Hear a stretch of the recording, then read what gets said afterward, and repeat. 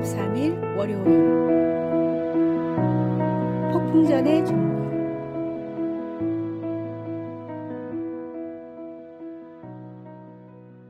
농장을 믿고 맡길 수 있는 직원을 구하던 농부가 있었습니다.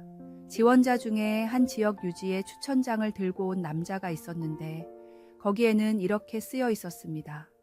비바람이 몰아쳐도 마음 놓고 잠을 자는 사람.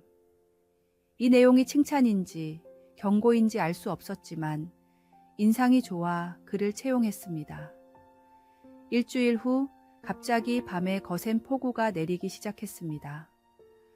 농부는 놀라 밖으로 뛰어나가 직원을 찾았지만 보이지 않았습니다. 혹시나 싶어 숙소로 갔더니 그는 세상 모르고 잠을 자고 있었습니다. 화가 난 농부는 소리를 질러 직원을 깨우고 서둘러 외양간으로 갔습니다. 그러나 놀랍게도 수로는 안전하게 파여 있었고 구멍 난 지붕도 말끔하게 수리되어 있었습니다. 곡물을 보관하는 창고도 물 새는 곳이 하나도 없었고 밭에 있는 집단들도 단단히 묶여 있고 방수포로 덮여 있어서 걱정할 필요가 없었습니다. 그제서야 농부는 추천장에 쓰여 있는 내용이 어떤 뜻인지 깨달았습니다. 진정한 안식은 게으름에서 오는 것이 아니라 미리 준비하고 대비한 자에게 주어지는 축복입니다.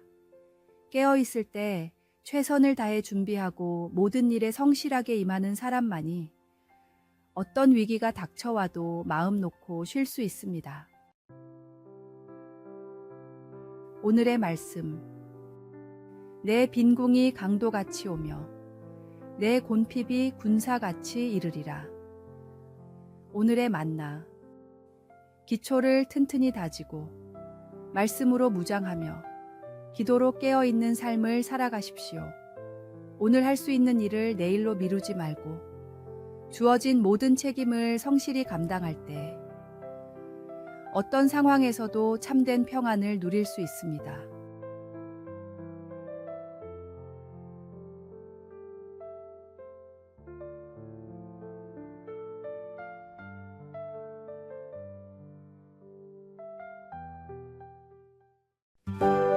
(6월 24일) 화요일. 인생의 터널을 지나는 법. 고속도로를 다니다 긴 터널을 만날 때는 3가지 규칙을 지켜야 합니다. 첫째, 창문을 닫아야 합니다. 둘째, 라이트를 켜야 합니다. 셋째, 추월을 하거나 갓길로 가면 안 됩니다. 그런데 그리스도인이 인생을 살다가 어두운 터널을 지나게 될 때도 이와 똑같은 규칙을 적용할 수 있습니다. 첫째, 세상을 향한 창을 닫고 하나님께만 마음을 집중해야 합니다. 진정한 해결책은 세상 밖이 아니라 하나님 안에 있기 때문입니다. 시련의 시간에 세상 사람들의 목소리에 마음을 빼앗기지 말고 오직 주님의 음성에만 귀를 기울여야 합니다. 둘째, 말씀으로 어두운 길을 비추일 등불을 켜야 합니다.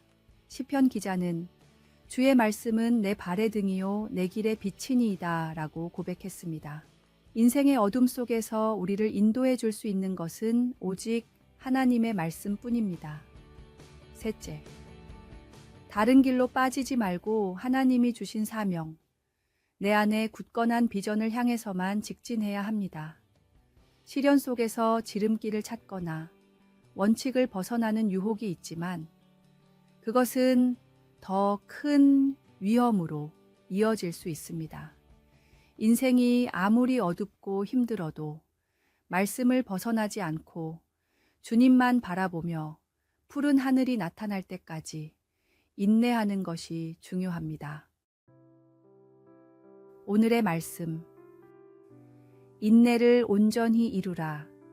이는 너희로 온전하고 구비하여 조금도 부족함이 없게 하려 함이라.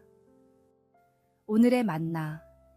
모든 터널에는 반드시 끝이 있고 그 끝에는 더 밝은 햇살이 기다리고 있습니다. 인내로 터널을 지나면 더 강한 신앙과 성숙한 인격이 당신을 기다리고 있을 것입니다.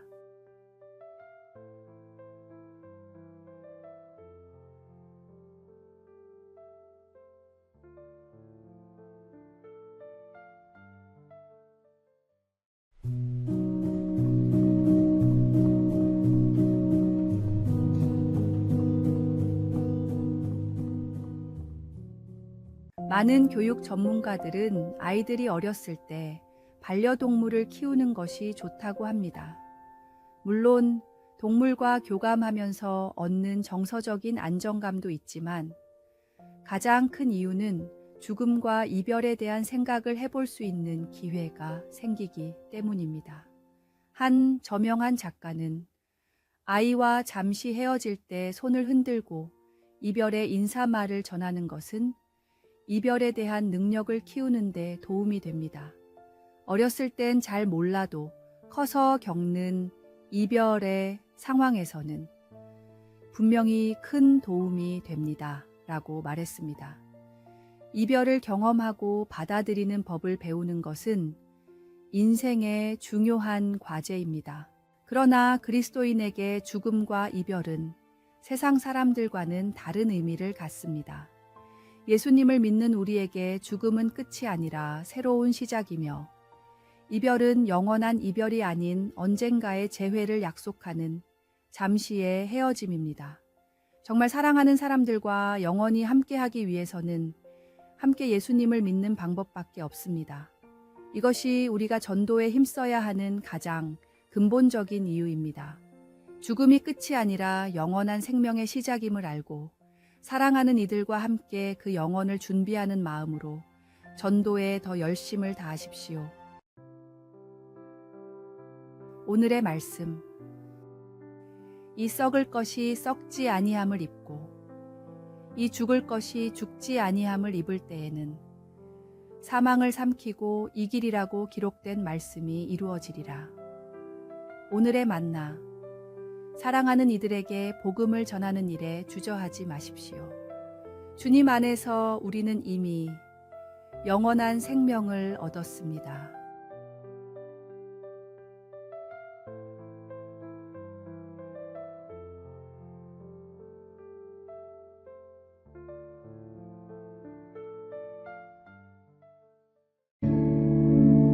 (6월 26일) 목요일. 작은 관심에 큰 영향. 잦은 강도와 범죄로 무기징역을 선고받은 범죄자가 있었습니다. 같이 범죄를 저지르던 사람이 범행 도중에 살인을 했는데 옆에서 방조했다는 이유로 무기징역까지 받는 것은 너무하다고 생각한 그는 3년에 걸쳐 탈옥을 준비했습니다. 그는 너무나 치밀하게 준비하여 결국 탈옥에 성공했습니다. 온 경찰력을 동원하고 나중에는 군대까지 동원했지만 그를 체포하는 데 2년이 넘게 걸렸습니다. 다시 감옥에 들어간 그는 일기를 쓰기 시작했는데 그 중에는 다음과 같은 글이 있었습니다. 나를 잡기 위해 경찰에, 심지어 군대까지 동원됐는데 나 같은 사람을 만들지 않는 더 좋은 방법이 있다. 내가 초등학교 때 단 한 번이라도 선생님에게 칭찬을 받았으면 이렇게 되지는 않았을 것이다. 5학년 때 돈이 없어 학교에 그냥 갔는데 선생님이 너 돈도 없는 녀석이 뭐하러 학교에 왔어? 라고 하는 순간 내 안에 악마가 생기는 걸 느꼈다. 이 일기는 작은 말 한마디, 사소한 행동 하나가 한 사람의 인생에 얼마나 큰 영향을 미칠 수 있는지 보여줍니다. 어쩌면 일상에서의 작은 배려와 관심, 그리고 적극적인 사랑의 실천이 세상을 말씀대로 바꾸는 진짜 필요한 일일지도 모릅니다. 한 사람 한 사람에게 진심 어린 관심과 사랑을 베푸는 것은 단순한 선행을 넘어 그리스도의 사랑을 실천하는 일입니다. 오늘의 말씀. 형제를 사랑하여 서로 우애하고 존경하기를 서로 먼저 하며. 오늘의 만나.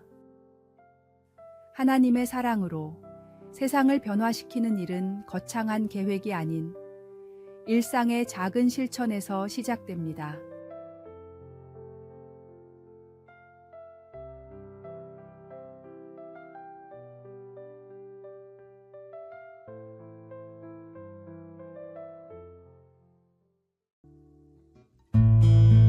(6월 27일) 금요일. 분노를 다스리는 지혜. 건강보험평가원에 따르면 분을 참지 못해 홧김에 폭력을 휘두르는 분노 조절 장애가 몇 년 새 40%나 급증하고 있다고 합니다. 현대 사회의 스트레스와 불안정한 환경이 많은 이들의 정서적 건강을 위협하고 있는 것입니다. 하버드 의대 박사는 평소의 관리로 이런 감정과 정서적인 어려움을 다스릴 수 있다며 5가지 방법을 권했습니다. 첫째, 일반적인 스트레스에 대한 반응을 관찰하십시오. 평소 스트레스에 대한 반응을 알아야 그 심각성을 깨달을 수 있습니다. 둘째, 자신을 소중하게 여기십시오. 자신을 소중히 여기는 사람은 다른 사람에게도 함부로 하지 않습니다.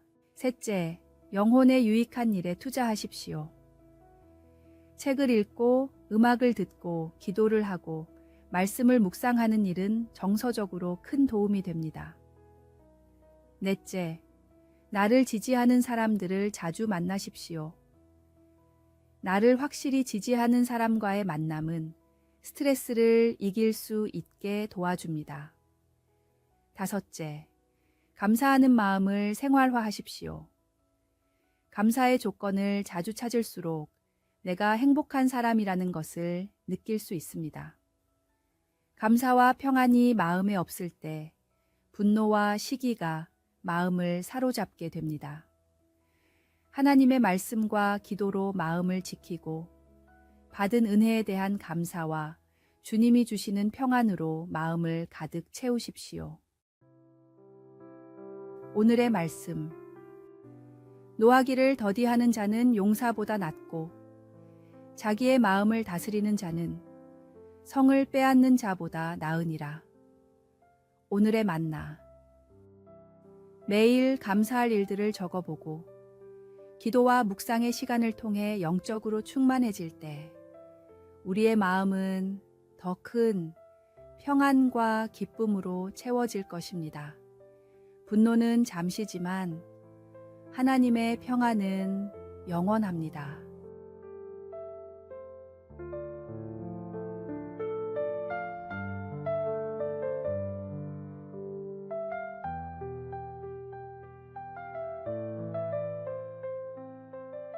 아래의 빨간색 글자 구독을 누르시어 더 많은 전도의 열매를 맺으시기를 기도합니다.